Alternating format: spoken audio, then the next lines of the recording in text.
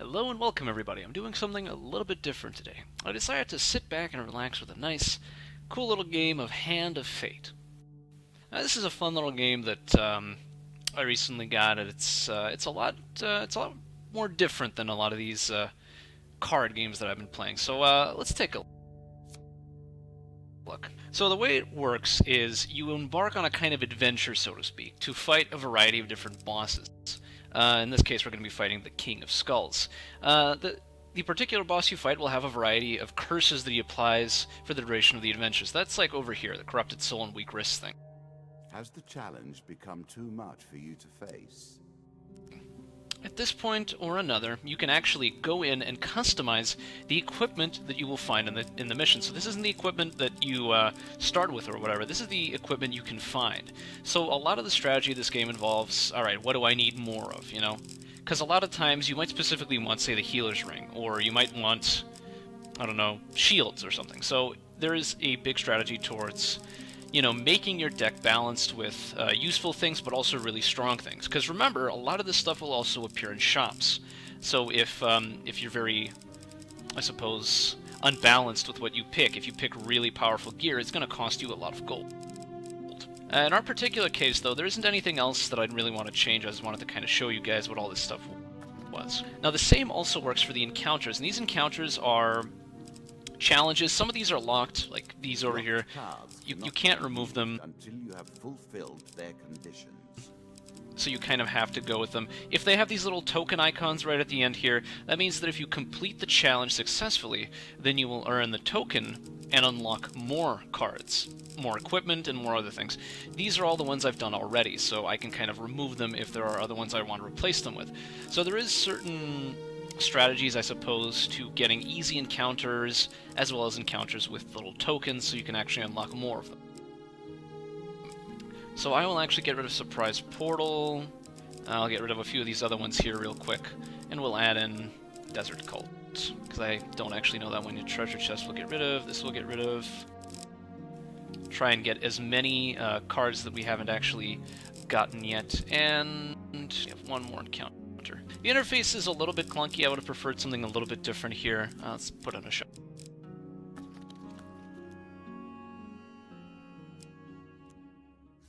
So the narrator is going to be talking a lot here. He actually shuffles in some of his own cards, so you can't just make an incredibly easy adventure for yourself. You kind of have to balance it as well. Do you understand what it is we do now? Or did I rush you through the rules, pushing you into the play before you were prepared? I'll read some of these cards. I'm not particularly great at reading it, though. One day, while traveling through a forest, you come across a man hanging by his ankle. You inquire about his current predicament, but he explains that he does not want any help. I have accepted the destiny that fate has decreed for me, just like you should accept yours. Draw one blessing, draw one curse card. This is actually kind of bad. Whenever the player eats food, they usually gain twice as much healing. The player cannot sell anything. That's actually really detrimental. And I also lose 10 maximum health because the curse that I have lowers the amount of max health I have per curse. It's the same event, just now twice in a row. I won't read this one because it's the same. The gods look upon you favorably.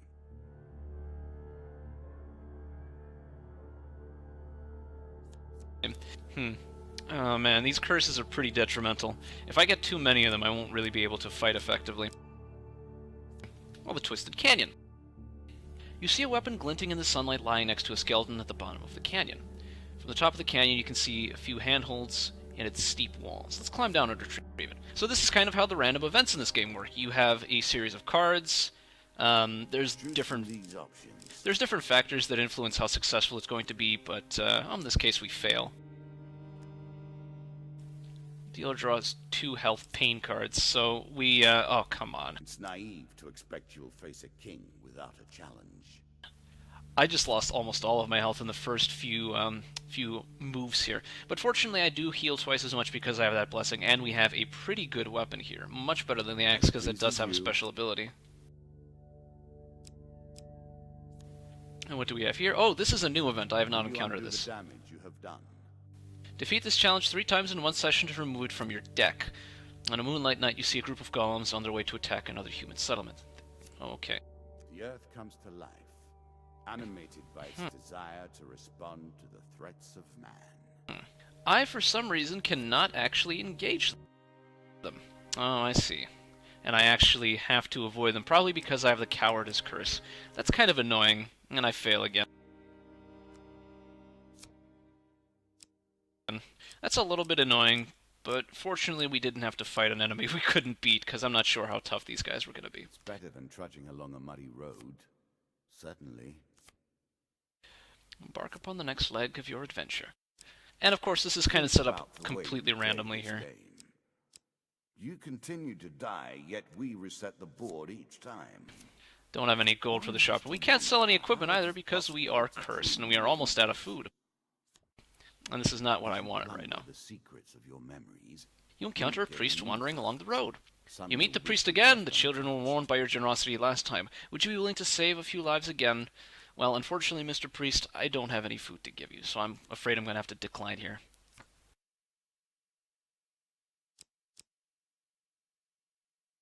With only 3 food, you'd better hope to finish this quickly, or hunger will finish it for you.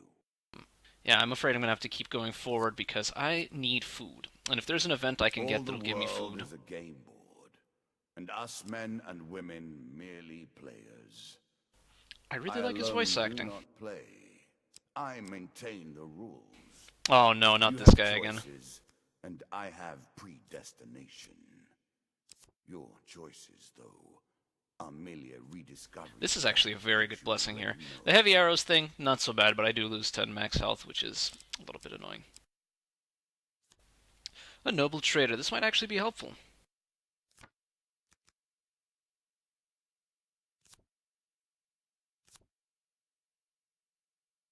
Alright, so we sold our weapon just now to get a little bit of gold, because I'm hoping I'll be able to get a few things in the shop. Hopefully food, because our character's about to starve. Let's take a look at what we have here. Starting to look hopeless. Oh, finally, we have a traveling jeweler. A great place to buy food and other gear. And we have a lot of gold that we just got from this particular merchant here. Finally, an opportunity to eat. Well said, man, well said. Let's take a look at what we can get here. First thing I want to do, definitely buy food. I always like to have at least, I don't know, say 10 food, but we're going to get a little bit more than that. But let's see what he has for sale here. We don't have a good melee weapon anymore, so we need to work on that. Player sings this ring, they receive 50 gold. Oh, I do not want this. Ring of Justice. Player using a weapon ability. Alright, so these are pretty abysmal items, to be honest. So I'm probably just going to stock up on more food, just in case we ever encounter a priest in need of food or, you know, need healing. Because we do have that particular blessing that doubles the amount of healing we get per every food we eat.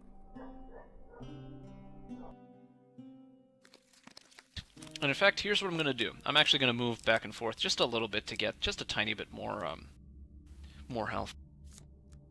Past the shop because we don't need it anymore. Just keep going forward. Oh, I actually should have saved some gold for this event. If you lend me the gold, I need to save my store. I'll repay you one day with interest. Well, I'm sorry, but I cannot repay... I cannot give you any gold as I've spent all of it on food. Don't suppose he was interested in food.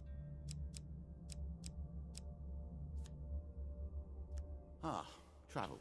Of course, it does tend to attract an unsavory element.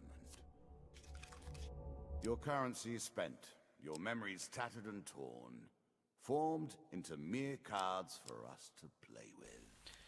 Indeed. Fortunately, I still have not encountered any real threats. I've almost died, but that was simply because of my own ineptitude, not as opposed to, you know, any actual enemies that I've been fighting. And I haven't really had a chance to show you guys the combat in this game yet. So far, it's just kind of been an event. You pass a funeral. It's obvious from the size of the procession that the deceased was a well-loved figure. You are approached by the cleric. The great hero fell defending our beloved town of Wendermere. His sword and shield are powerful artifacts, but must be returned to his hometown for the proper burial rites to be completed. Will you do this, traveler? I cannot because it gives me a curse. And unfortunately, curses also ruin my chances. Oh, but there is a demon trader over there. I'll tell you what, here's what I'm going to do. I know the Crucible event because it's a combat event, and it actually allows me to and actually allows me to hopefully get a little bit of gold. It's kind of an arena area. The battlefield of honor. The town of Stegel sits upon the only safe crossing of the River Ernst. However, the only adventurers allowed to cross are those who pass through the Crucible. In the Crucible, you'll fight monsters for the entertainment of the town's people of Stegel. What will you do? Well, I cannot actually enter the Crucible, unfortunately, so I need to... Unfortunately, I have no chance of doing this. I had hoped that my character would kind of be forced into fighting, but because he's a coward... Fuck. You attempt to traverse the raging waters of the river. With every ounce of your strength, you endeavor to stay upstream, but the current is too strong and you are dragged away over a waterfall. This could kill me. How unpleasant.